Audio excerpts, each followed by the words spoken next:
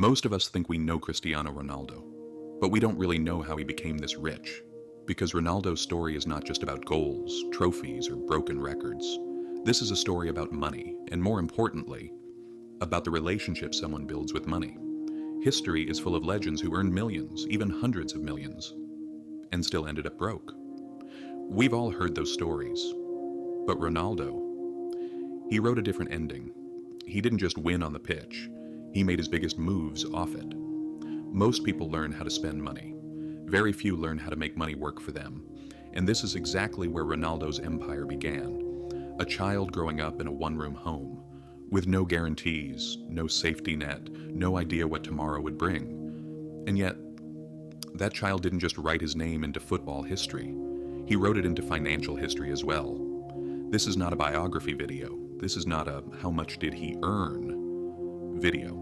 This is a story about how money can be turned into power. And more importantly, some parts of this story might be far more useful to your life than you think, if you're truly curious. How did Cristiano Ronaldo turn football income into an unbreakable empire? Then we need to go back to the beginning. Most people know Ronaldo for his success. But his story doesn't start with success.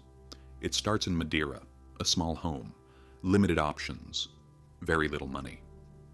His father worked a low-paying municipal job and struggled with alcohol. His mother cleaned houses just to keep the family standing. Ronaldo himself once said, "Sometimes we didn't even have money for food." But there's an important detail here. Ronaldo grew up with scarcity, not with helplessness. Because at a very young age he realized something. Football wasn't just a game, it was an exit, and even more importantly, he knew that exit would not stay open forever. People who knew him as a child all say the same thing. He hated losing. But this wasn't just about football, it was about control, about never wanting his life to be decided by circumstances again. That mindset didn't just shape an athlete, it shaped a cautious human being. And then came sporting, then Manchester United, the first real money, the first real fame. For many footballers, this is where the story changes. New cars, new friends, new habits. Money makes life easier, but it also makes illusions stronger. Ronaldo's difference was subtle, but decisive. Even on the day the money arrived. He was already thinking about the day it might stop. It seems like a small difference. But that difference divides lives into two paths. Then came Real Madrid. Not just the peak of his football career, but the moment his perspective shifted. Ronaldo was no longer just a footballer. He became watched, admired, discussed, copied. And here, something critical happened. He realized that applause fades, and attention is temporary. So instead of turning admiration into excitement, he turned it into structure. Many stars get lost in the thrill of being famous. They assume visibility is permanent.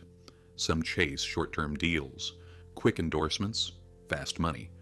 Ronaldo chose something else, control. CR7 didn't appear overnight.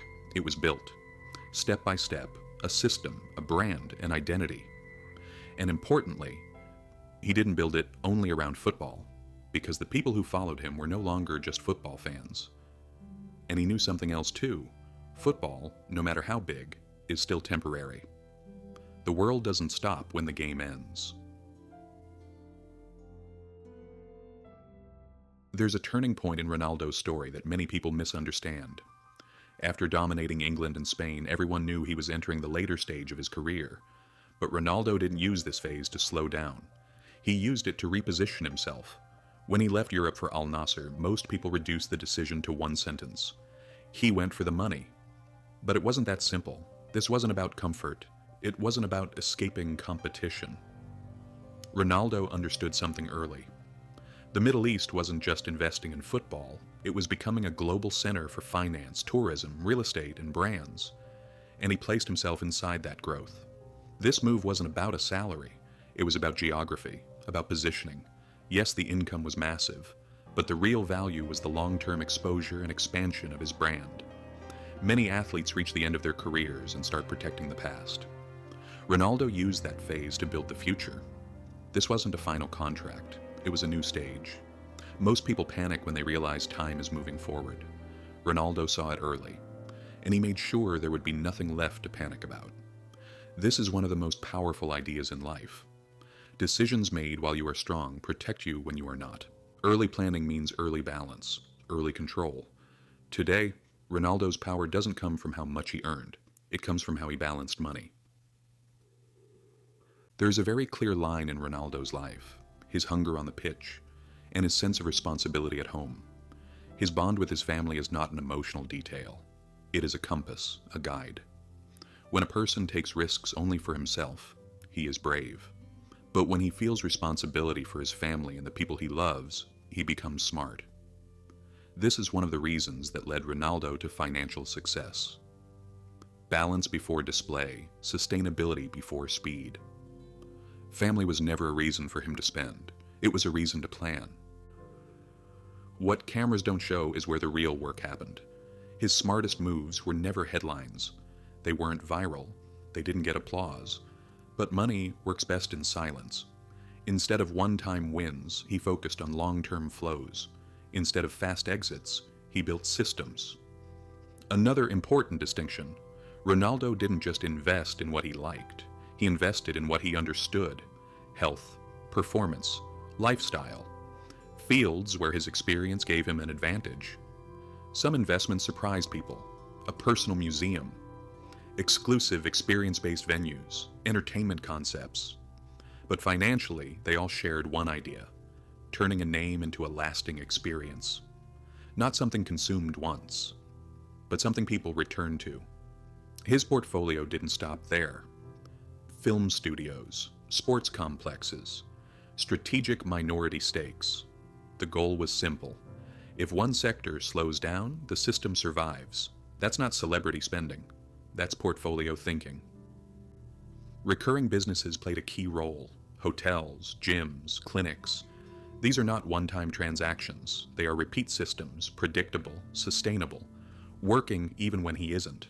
So while risk existed on the pitch, it was minimized everywhere else. And here's the balance: Ronaldo didn't step away from football. Football was the engine.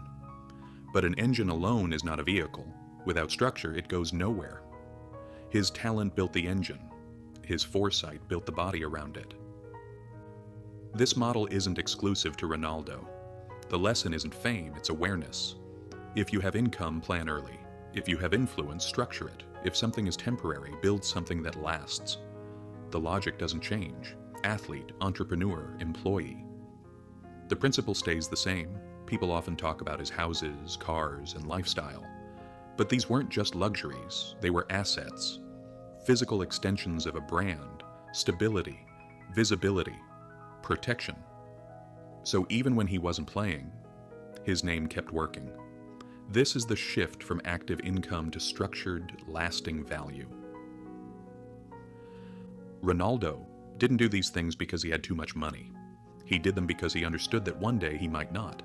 That mindset is rare, and it might be the strongest form of insurance there is, so let's pause. This started as a Ronaldo story, but it's really a life story. This isn't about being rich.